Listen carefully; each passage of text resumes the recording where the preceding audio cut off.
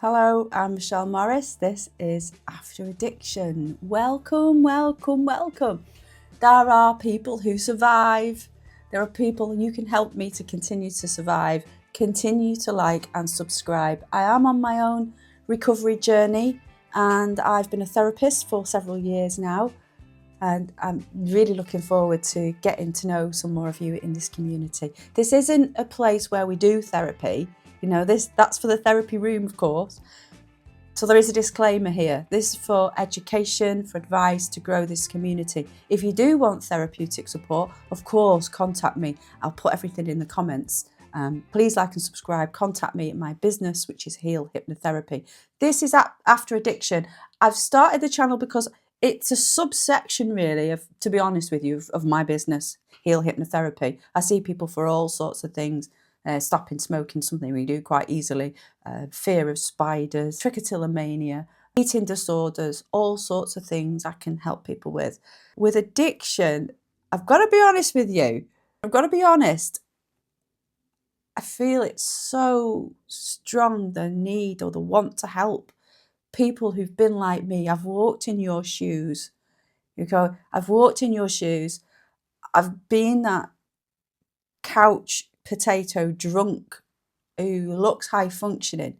You get to midlife, don't you, as a woman? And you look back and it's been so difficult. Life has been so difficult. You've had children, you might have had divorce, you might have had several job changes. Particularly if you're my age in your 50s, we are Generation X. We are Generation X. And what is it that we had? We had it all. Did we? Did we really have it all? Did we have equality? Did we have a glass ceiling? Of course there was. Were we still marginalised in society? Absolutely. It's not really changed, has it? That's not changed. Were we expected to do more? Of course. We were expected to have it all, weren't we? We were expected to forge a career, have children and have great bodies and all of this kind of thing, all at the same time. What is it? What is going on? What is going on with this generation? And then, of course, the drinking culture was so prevalent in the 90s. But what were women supposed to do? Here's what happens to both you and the addict during your journey through this stuff. They mirror each other. Remember, we say both enabling behaviours and addictive behaviour are driven by the same reinforcement loop, which goes pain, relief, repeat. Pain, relief, repeat. The addict is in emotional or physical discomfort, then uses a substance, then the dopamine spikes temporarily, causing a little bit of relief. Then the brain wants more because it's formed an adaptation. But the enabler, that's the you that loves them. That's you. If you're the person who's not using the substance, you'll feel fear, you'll feel things like maybe instability, you'll notice conflict between the two of you. You act then. So it's an action enabling. In action, you'll do something to fix, you'll do something to rescue, or you may do something calming them down, or you may even actually physically get them some more of the substance if they seem very, very in need. Possibly they could need a doctor, but you're trying to control the situation, aren't you? You're trying to shield them again from facing up to the fact that they may have to really control this substance or ask somebody to help them. You're trying to control the situation in there. You're trying to fix it, and it isn't yours to fix. It really isn't. So there's fear, instability, and conflict with the enabler, and you act to rescue or fix what's going on in a situation. And the intention's out of love, usually. Of course it is. The addict shows some remorse, promises never to do it again, promises to seek help, maybe even give you a plan. Or usually what I hear is something that the enabler has suggested in terms of a plan. Like the enabler might say, well, will you go to 2 more meetings then? Or will you do this? And the person in withdrawal says yes, probably meaning it as well. They may not know whether they've got that capacity to do that. They may just be trying to keep the peace. They may be in so much physical and emotional pain themselves trying to come off this drug that they'll just say yes to keep the peace. So really, what is it that you're asking? Are you asking something of your recovering addict, or are you asking something of yourself? Are you perhaps giving them the message that you'll only continue to care for them if they do exactly what you say within the time frame you say it? Take it from someone who's in recovery that it's a cliche, but it's true. You have to find your own way. And being pointed to 12 steps organizations or sponsors, therapists, that's great. That's what you should be doing. Absolutely. The exact mechanics of how you're going to get sober as an individual is an individual thing. So when you have an addict and you have an enabler, what happens is both their brains adapt to the dysfunction. The addict develops tolerance. They need more drug or alcohol. The enabler develops emotional tolerance. They emotionally begin to adapt to this level of chaos till it's sort of normalised. Normalising chaos in itself is interesting to look at. And then what happens is if there are periods where your addict is sober, that should be such a relief. That should feel wonderful. That should be, it's what you've been hoping and dreaming is going to happen. However, it feels really strange. It feels uneasy because there's calm and it's not what you're used to. Therefore, you might feel anxious, you might feel lonely, you might feel guilty. It may even stir in you a question. Perhaps I wasn't needed as much as I thought I was. What do I do now that X, your person, now that your addict doesn't need you anymore? It can be really difficult to withdraw, to use the same word. It's a withdrawal period. You'll have to withdraw from that caretaking position, which can leave you feeling quite purposeless. Early sobriety is similar. Without a sense of purpose, it's really difficult. I think that's why the message is, if you can get to meetings, go. And I would say that as well. Go to an AA meeting, go to a 12-step, go to anything. If you're the person who's an addict watching this, don't rely on your partner to put it right, because they're not going to be able to. In fact, they're going to get worn out. Don't rely. We've got to rely on yourself. Get medical help first. Seek out some kind of support system. I'm Michelle Morris. I'm a therapist. You can come and see me. Make sure you're sober first, and then let's look at what we can do, because the enabler will go through a withdrawal once you're getting well. And the enabler might feel anxious, they might feel lonely, they might even feel guilty, might feel emotionally quite empty. There's a fear of what will happen if you stop helping. This is why enablers return again and again, even when they know it's probably unhealthy to return or unhealthy to stay for them.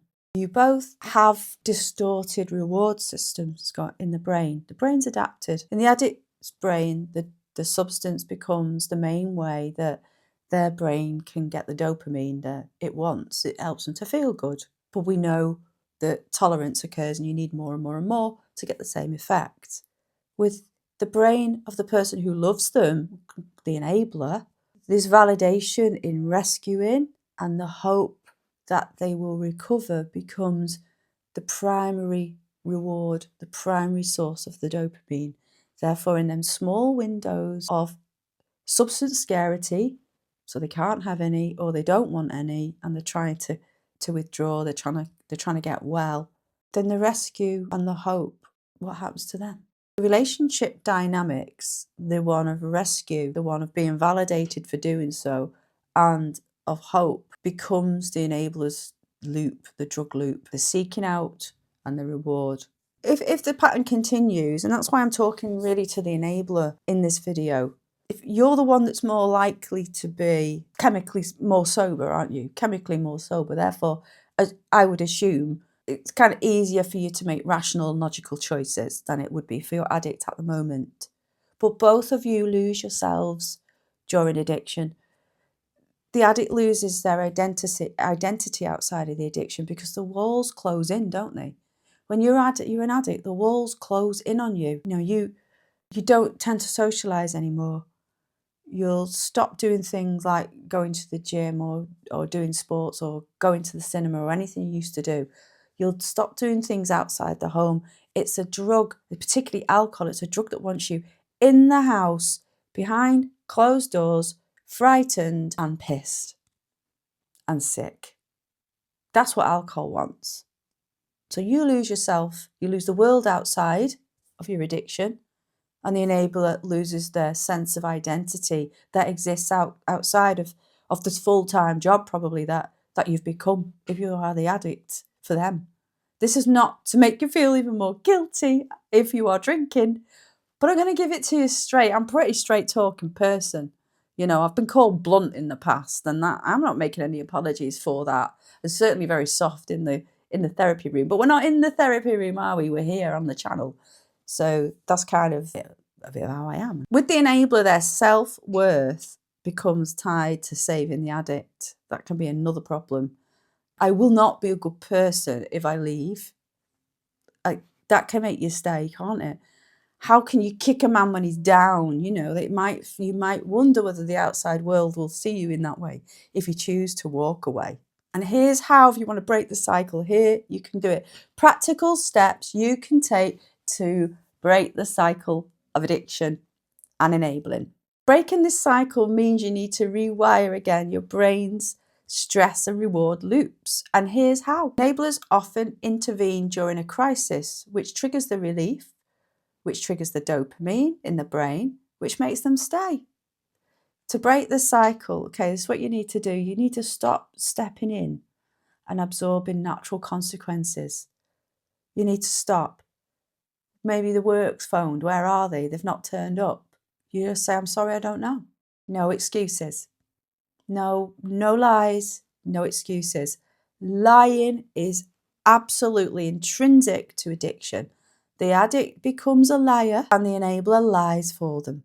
Stop stepping in to absorb the consequences. Don't rescue at every emotional spike. Just your presence, no pressure, no fixing, no rushing in. You can be present, but remain neutral if you can when they're having emotional spikes. If you don't relieve their crisis every time that there is one, it's more likely that they will tend to their own crisis. It's so important you understand this. When you do not relieve every little crisis, the reinforcement loop that you've developed decreases. And the reinforcement loop that the addict has developed, i.e. they need the drug and then there's withdrawal and then there's seeking out the drug and then there's relief, that weakens because something's shifted, something's changed, and they may need to attend to that change that you've made. And it can really help. These small changes that you might see as insignificant now become really significant in the future. The second thing you need to do is reset your nervous system. You need to regulate the stress neurotransmitter cortisol. Your parasympathetic nervous system must become active again. To reset your nervous system, it's helpful to do things like breath work, brings your cortisol level down, grounding exercises, a few simple stretches, a 10-minute walk. You could do is talking to someone probably who has expertise in that area and create your own boundaries that protect your own nervous system. If you are the enabler and your brain is calmer, then that can have a knock-on effect. Replace rescuing then with the boundaries that you need to set. It's not punishing to bound. It's just a shift in responsibility. You're shifting that responsibility. Once you've recognised it's fallen onto you, you're going to shift it back to them. And that interrupts that trauma bond that you've got. Trauma bonds rely on when you intermittently reinforce the behaviour, when you've got fear mixed with affection, and when you've got attachment that's formed during loads and loads of chaos. If your attachment has been linked or formed to chaos, you're probably in a destructive pattern. It requires you really, when you need to heal from this, separating who you are from who you are to the addict.